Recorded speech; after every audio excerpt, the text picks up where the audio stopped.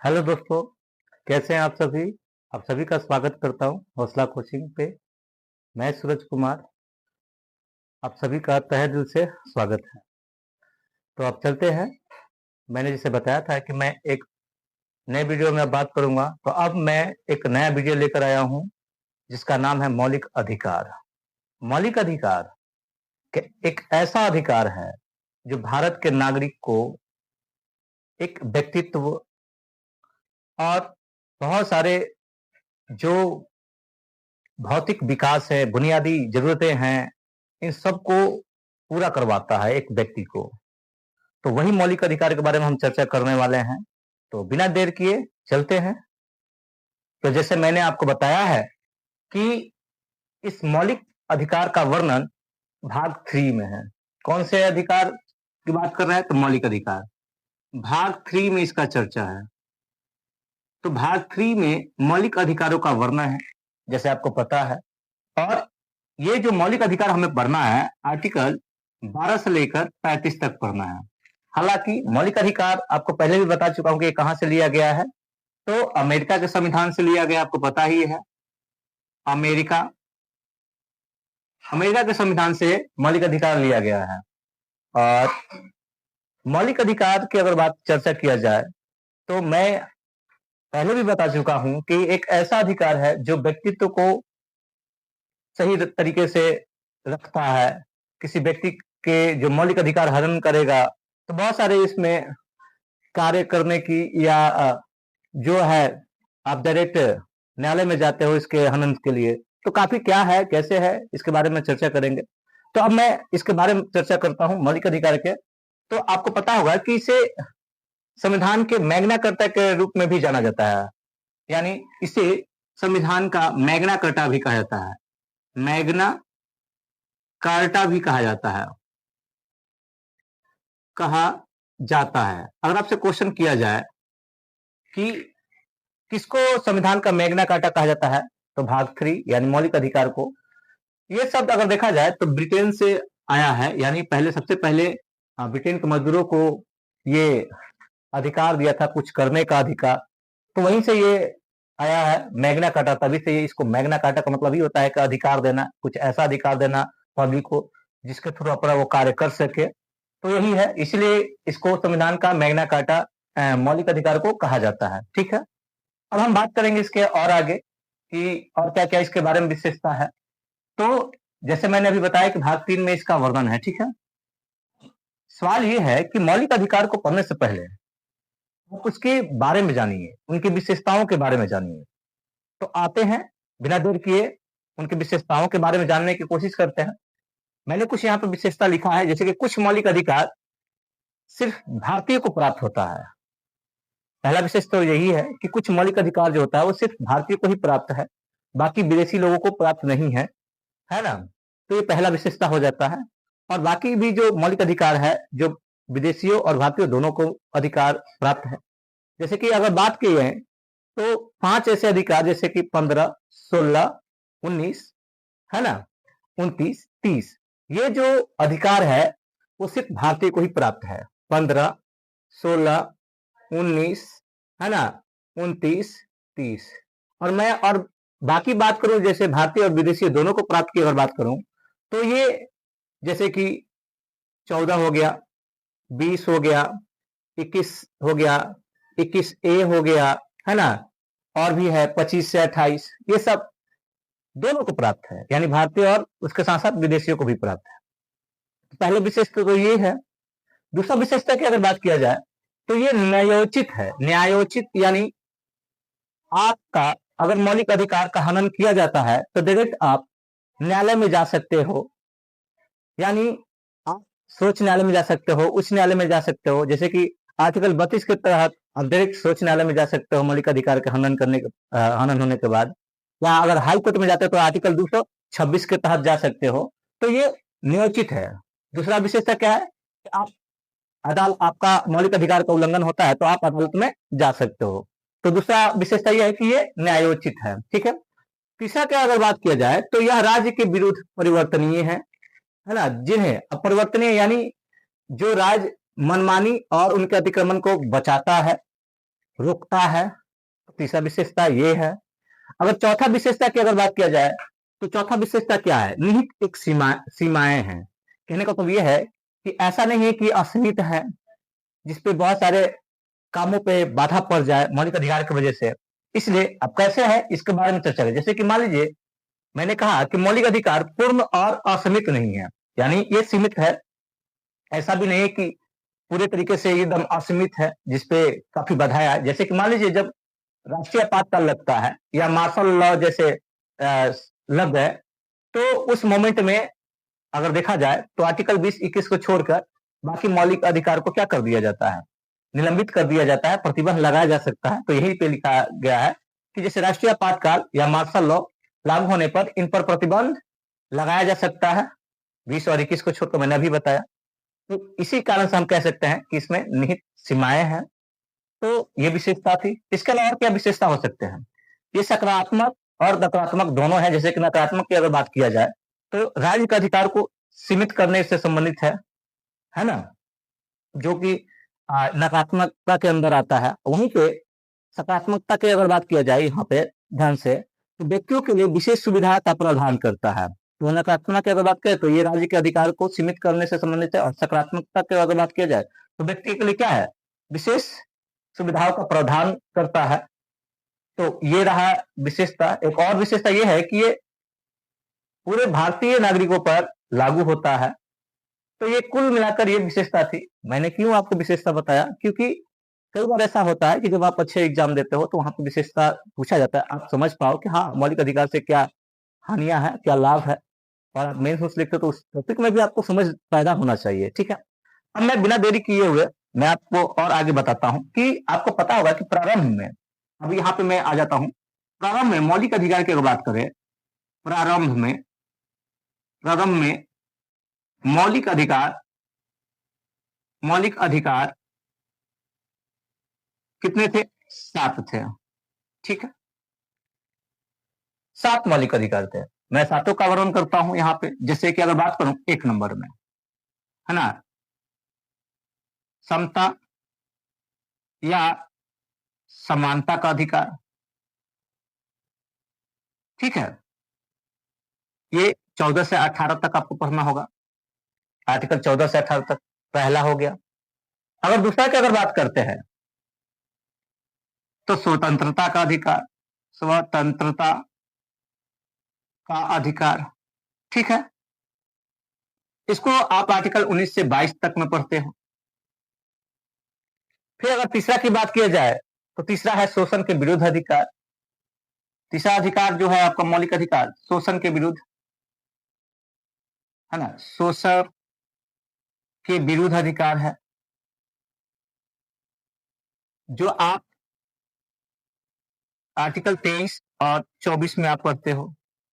ठीक है, अगर चौथा अधिकार की अगर बात किया जा रहा है मौलिक अधिकारों की, तो आपको यहाँ पे चौथा अधिकार जो देखे धार्मिक स्वतंत्रता का अधिकार है ना, धार्मिक स्वतंत्रता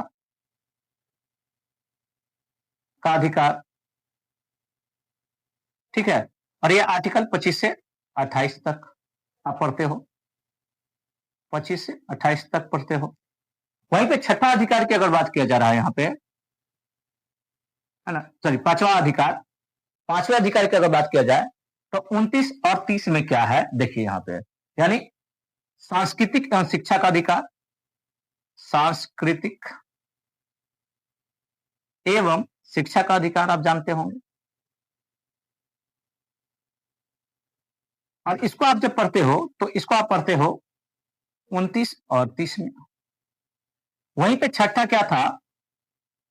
संपत्ति का अधिकार, संपत्ति का अधिकार। ठीक है, जो आर्टिकल 31 में आप पढ़ते हो, आर्टिकल 31 में छठा। और सातवां जो था, सातवां संवैधानिक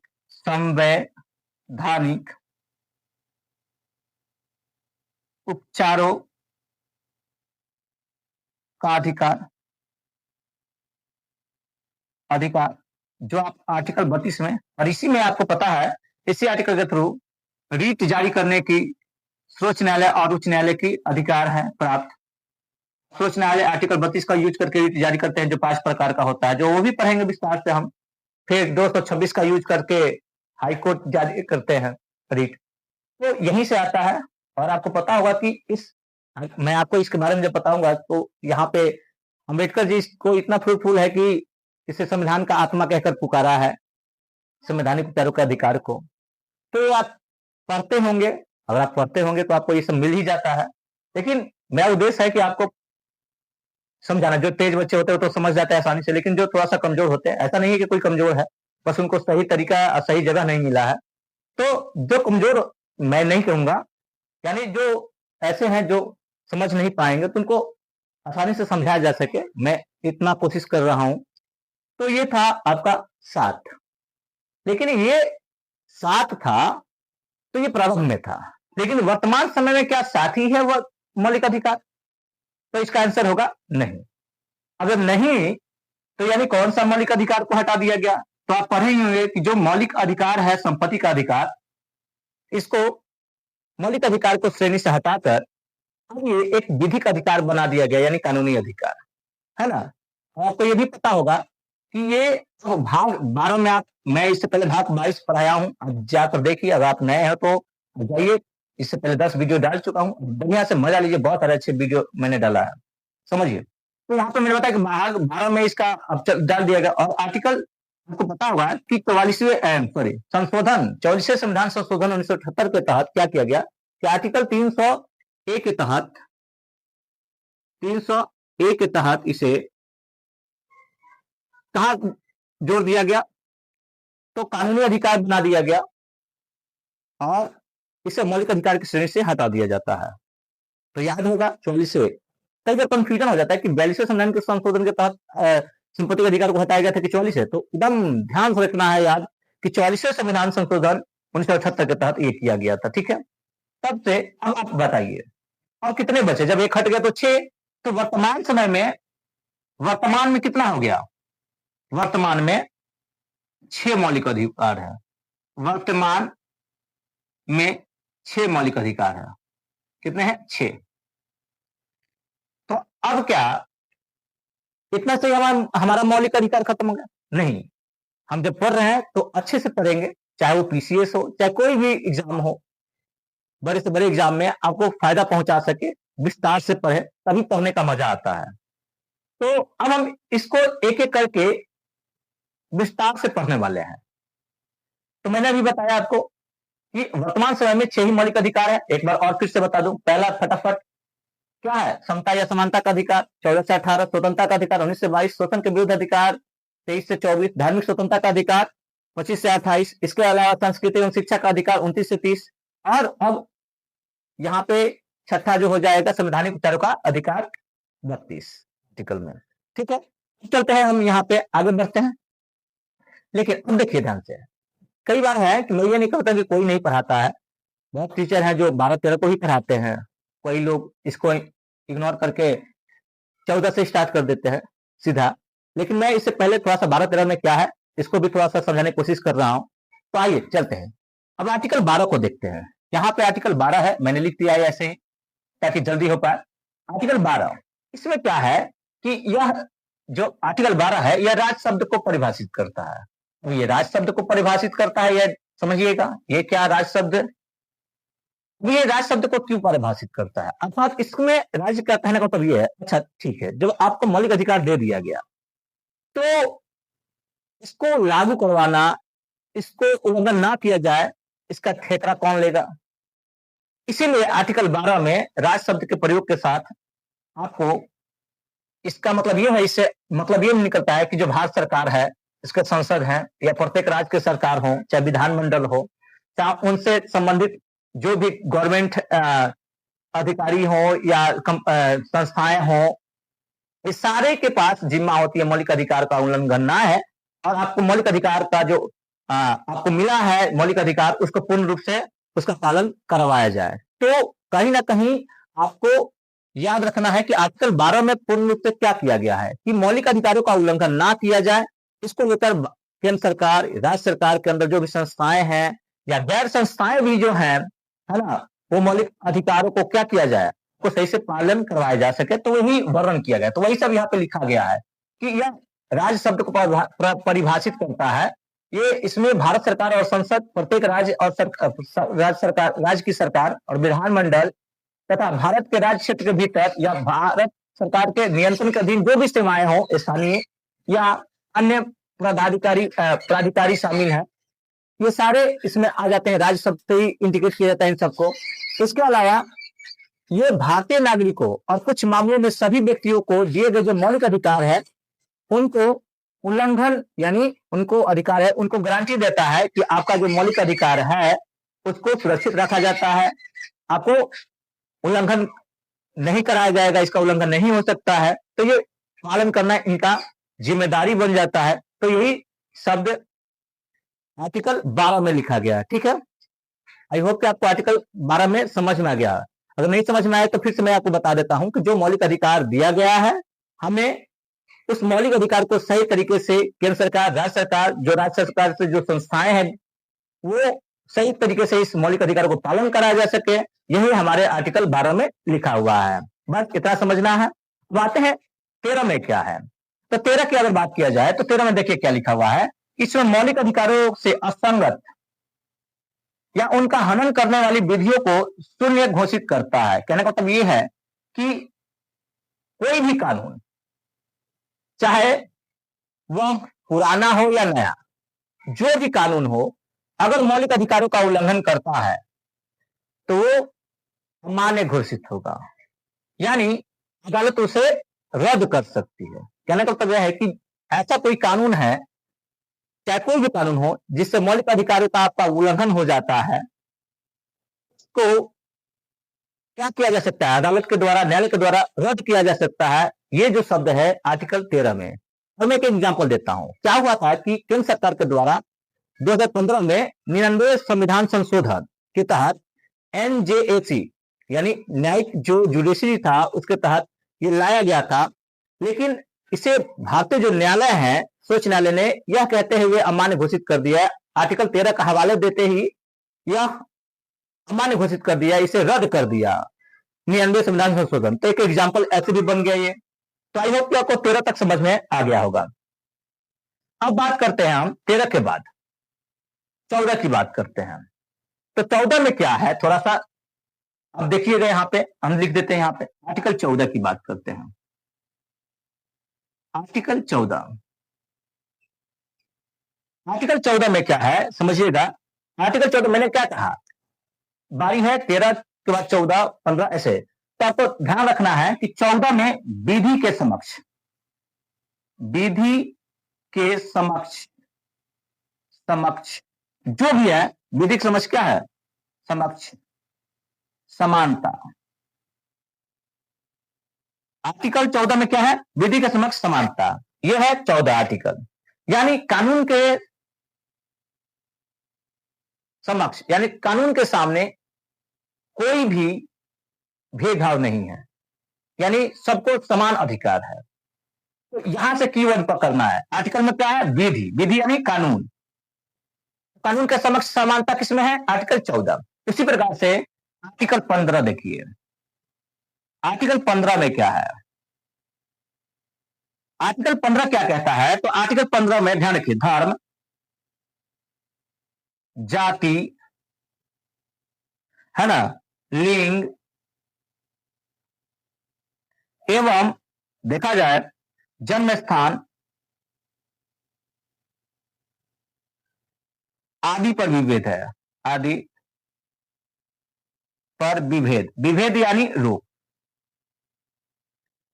तो याद रखेंगे, आर्टिकल 14 में क्या है, विधि के समक्ष समानता। आर्टिकल 15 जन्म, फिर सॉरी धर्म, जाति, लिंग और जन्म स्थान के आधार पर आपके साथ विभेद ना किया जाए, यानी असमानता ना दिखाया जाए। यह है आर्टिकल 15 में। यानी आपका जाति, किसी भी जाति में जन्म हुआ हो, या किसी धर्म में जन्म हुआ हो, या स्त्री हो चाहे पुरुष, कोई भी लिंग हो, या कहीं भी जन्म हो भारत के कहीं भी क्षेत्र में, तो ऐसा नहीं कि आपको भारत के अंदर जो भी कानून है उसके थ्रू आपको समानता ना दिया जाए, जो भी सरकार की योजनाएं हैं उसको समानता ना दिया जाए। तो यहाँ पे सबके आधार पे सबको समान को समानता देना है। तो याद रखेंगे, फिर से मैं रिपीट करता हूं, आर्टिकल 14 विधि के समानता, आर्टिकल 15 क्या याद रखेंगे, धर्म, जाति, लिंग, जन्म स्थान के आधार पर समानता। ठीक है, अब आते हैं आर्टिकल 15 के बाद 16। आर्टिकल 16 में क्या है, यहां पे है आर्टिकल 16 क्या कहता है कि लोक नियोजन में अवसर की समानता। लोक नियोजन में अवसर की समानता। ठीक है, यानी का मतलब है कि सरकारी जो नौकरियां हैं उसमें समान समानता दिया जाए। तो ये है आर्टिकल 16 में। तो आर्टिकल 16 में क्या है, लोक नियोजन के अवसर की समानता है सबके साथ। इसके बाद आर्टिकल 17। आर्टिकल 17, आर्टिकल 17 क्या कहता है मेरे भाई, आर्टिकल 17 कहता है कि अनटचेबिलिटी यानी अप्रियता, अस्पृश्यता, या हम क्यों कह ले साधारण भाषा में छुआछूत, छुआछूत है ना। तो अस्पृश्यता पर विभेद है, यहां पे रोका गया इसको। यानी आज भी आप देखिए गांव में कई बार ऐसा होता है कि छोटा काज समझकर लोग उनसे हिनाई करते हैं, है ना, छुआछूत यानी भेदभाव करते हैं, इनके घर खाना नहीं है, इनके घर ये पीना नहीं है, ये अच्छे जाति से नहीं आते हैं। तो ये जो अनटचेबिलिटी है ना, इसको खत्म करने के लिए आर्टिकल 17 को लाया गया। तो याद रखेंगे, अस्पृश्यता कांत या अनटचेबिलिटी या छुआछूत इसी को कहते हैं, कहा है आर्टिकल 17 में। यानी यहां पे आपको समानता दिया जा रहा है। आते हैं आर्टिकल 18 की बात करते हैं। आर्टिकल 18 में क्या है, आर्टिकल 18 में उपाधियों का अंत, उपाधियों का अंत। आर्टिकल 18 में क्या है, उपाधियों का अंत। समझिए मेरी बात, क्या होता है कि जैसे पहले के जो राजा महाराजा रहते थे, वो महाराज धीराज, गंगा भट्टाचार्य, पता ना क्या क्या कौन कौन से पद लेकर यानी उपाधि लेते थे अपने आप को एक बड़ा दिखाने के लिए। तो ये आर्टिकल 18 कहता है कि भैया आप सभी समान हो और अपने आप को कोई उपाधि ऐसा ना देख कर ऐसा मत कर लीजिए जैसे कि आपको बड़ा भारी भरकम दिखाया जाए। इसलिए ये समानता के प्रति विभेद होगा, इसलिए इस उपाधियों का अंत कर दिया गया है आर्टिकल 18 के तहत। हाँ, अगर मान लीजिए कोई आपको पदवी दिया जाता है, जैसे विदेशियों से चाहे कहीं से भी, तो आपको ध्यान रखना ये चीज कि उस मोमेंट में आपको राष्ट्रपति से अनुमोदन लेना पड़ता है, यानी सलाह लेना पड़ता है, अनुमति लेना पड़ता है, उस पदवी को आपको आप धारण करें या ना करें। जैसे मान लीजिए विदेश से या कोई भी आपको अवार्ड मिलता है या पुरस्कृत किया जाता है कुछ उपाधि या कोई भी चीज से, तो उस मोमेंट में भी आपको राष्ट्रपति से अनुमति लेना होता है। आई होप कि आपको 18 आर्टिकल समझ में आ गया होगा। तो मैं अभी क्या बताया कि आर्टिकल में मौलिक अधिकार में पहला है समता या समानता के अधिकार, मौलिक अधिकार, जिसमें हम 14 से 18 पर हैं। 14 में क्या था, विधि। अब देखिए की वर्ड आप यूज कीजिए, मेरा मकसद है कि आपको याद करना ताकि आपको दिमाग में आ जाए और आप जब एग्जाम में बैठे तो सटासट आपके साथ आंसर देते जाए। तो याद करते हैं, मुझे याद हो गया है उसी प्रकार से मैं आपको भी याद करवा के छोड़ूंगा। आर्टिकल 14 विधि के समानता। आर्टिकल 15 याद रखिए, क्या होना चाहिए, धर्म, जाति, लिंग एवं जन्म स्थान के आधार पर विभेद को रोक, वहां पे समानता को दिया जाएगा। आर्टिकल 16 लोक नियोजन अवसर की समानता। आर्टिकल 17 स्पृश्यता का अंत यानी अनटचेबिलिटी का वहां पे वर्णन है। और आर्टिकल 18 में क्या है, उपाधियों का अंत बताया गया है। तो ये था पहला। अब बात करते हैं हम दूसरे, यानी मौलिक अधिकार 2 स्वतंत्रता का अधिकार के बारे में चलते हैं, स्वतंत्रता का अधिकार के बारे में चर्चा करते हैं जो 19 से 22 में है। तो स्टार्ट करते हैं यहाँ पे। अब दूसरे मौलिक अधिकार क्या है, तो मैंने अभी बताया ना आपको, दूसरा मौलिक अधिकार आपका है स्वतंत्रता का अधिकार। स्वतंत्रता स्वतंत्रता का अधिकार। अब ये देखिए इसमें क्या पढ़ना है ना, स्वतंत्रता के अधिकार में आर्टिकल 19 से लेकर 22 तक पढ़ना है, ठीक है। इसको पढ़ते हैं थोड़ा सा। अब सबसे पहले आर्टिकल 19 की बात करें। आर्टिकल 19 सबसे पहले 19 की बात किया जाए, इसमें क्या है। तो आर्टिकल 19 में भी आपको 6 प्रकार की स्वतंत्रता की बात कही गई है। जैसे अगर बात किया जाए तो बोलने का अधिकार, पहला बोलने का अधिकार, ठीक है। दूसरा है बोलने का अधिकार के बाद शांतिपूर्ण रूप से शांतिपूर्ण रूप से, है ना, एकत्रित होने, एकत्रित एकत्रित एकत्रित होने एकत्रित होने का अधिकार, ठीक है। पहला क्या था, बोलने का अधिकार। दूसरा शांतिपूर्ण एकत्रित होने का अधिकार। तीसरे की अगर बात किया जाए तो सभा या समूह, है ना, समूह बनाने का अधिकार, बनाने का अधिकार, ठीक है। तीसरा हो गया। इसके अलावा चौथा क्या हो सकता है, भारत में कहीं आने जाने की यानी आवागमन की स्वतंत्रता है आपको।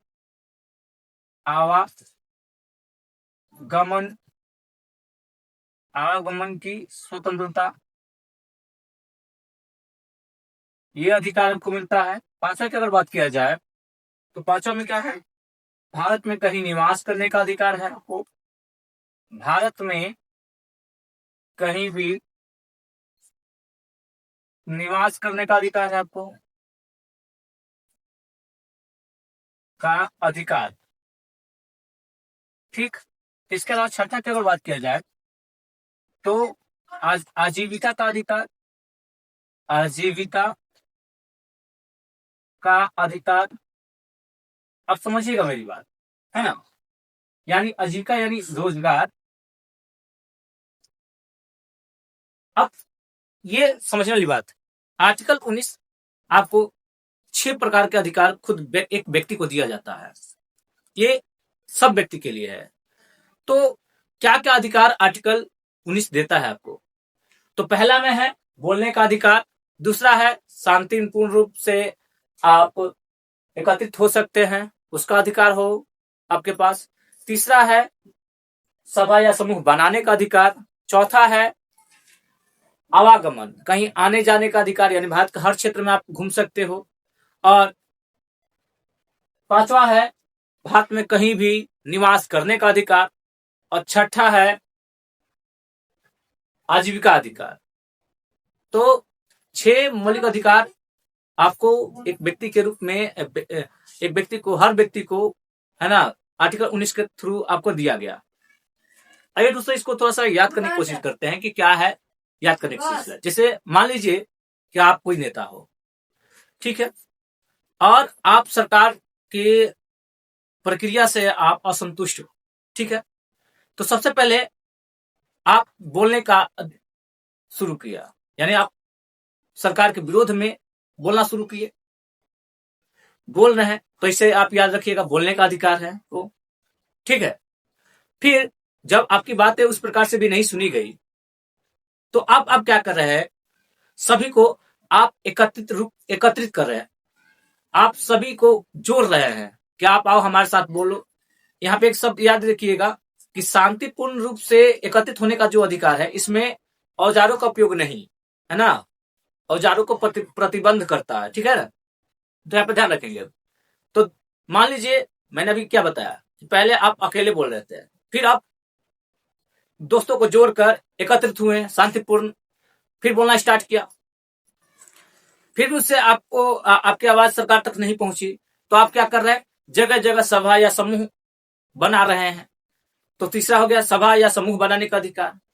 अब इससे भी बात नहीं बना तो आप क्या कर रहे हैं, सभा या समूह बनाने के बाद तो आप स्टार्ट कर रहे हैं आवागम। अब आप घूम घूम के विरोध कर रहे हैं सरकार की हर जगह। तो आपको याद रखना, इससे आवागमन का अधिकार आपको मिला है, उससे भी आपको काम नहीं मिला, आपका काम नहीं बनता। जब आवागमन करेंगे तो वहां पे रहने की भी जरूरत होगी, तो निवास करने का भी अधिकार है आपके पास। तो इससे आता है निवास करने का अधिकार। और आप कहीं रहते हो, वहां पे निवास किए, तो फिर रहने के लिए भाई पैसा चाहिए, तो आप कोई काम भी करेंगे, तो उससे बनता है आजीविका का अधिकार। तो एक व्यक्ति से 6 प्रकार की मैंने बात बताया कि नहीं बताया, तो इस प्रकार से आपको याद रखना है। तो चलिए दोस्तों साथ में बोलते हैं। पहला है बोलने का अधिकार, यानी बोलने की स्वतंत्रता। दूसरा शांति रूप से एकत्रित होने की स्वतंत्रता। तीसरा सभा या समूह बनाने का स्वतंत्रता। चौथा आवागमन की स्वतंत्रता। पांचवा कहीं निवास करने की स्वतंत्रता। हालांकि एक चीज और यहाँ पे बता दे कि अपवाद के रूप में जम्मू कश्मीर में था, जब आर्टिकल 370 की धाराएं थी वहां पे। हालांकि 2019 में आपको पता ही होगा कि इसे हटा दिया गया है, तो अब आदमी जा सकता है, निवास कर सकता है, लेकिन ये पहले अपवाद में चलता था। पहले का आप किताब में देखेंगे तो वहां पे लिखा हुआ है, ठीक है। तो आप कहीं आवागमन कर सकते हैं, निवास कर सकते हैं। और छठी जो था वो आजीविका यानी रोजगार का स्वतंत्रता था आपको। तो आर्टिकल 19 में भी 6 प्रकार की बातें बताई गई, हर व्यक्ति के लिए है। तो ये था आर्टिकल 19। अच्छा, आर्टिकल 19 के ए में ही प्रेस की स्वतंत्रता है। जो आज मीडिया की आप बात करते हो, वही प्रेस की स्वतंत्रता की बात कर रहा हूं। तो ये भी ध्यान रखिएगा, ये भी कई बार क्वेश्चन पूछा गया कि किस आर्टिकल में। तो आर्टिकल 19A याद हो जाएगा आपको। यहाँ पे 19A में ही क्या है, प्रेस की स्वतंत्रता है, प्रेस की स्वतंत्रता। तो दोस्तों आज के लिए इतना ही रहने देते हैं 19 में ही, फिर आगे बात करेंगे 20, 21, 22 ऐसे। फिर आगे नेक्स्ट वीडियो को जब लाएंगे हम, तो वहां पे आपसे चर्चा करेंगे। तब तक के लिए अब इतने पे हम रुकते हैं 19 तक। तब तक आप वीडियो का एंजॉय कीजिए, पीछे जो वीडियो बनाए हैं उसको बढ़िया से डिटेल से देखिए ताकि आपको फायदा हो। मैं एक चीज बता दूं कि आप बेफिक्र होकर इसे देखिए, ऐड कीजिए अपने कॉपी में, बढ़िया से। नहीं समझ में तो एक बार और देखिए, और अच्छा लगता हो आपको तो चैनल को सब्सक्राइब कीजिए। अगर आप नए हो तो वीडियो को लाइक करें, शेयर करें। मिलते हैं, धन्यवाद।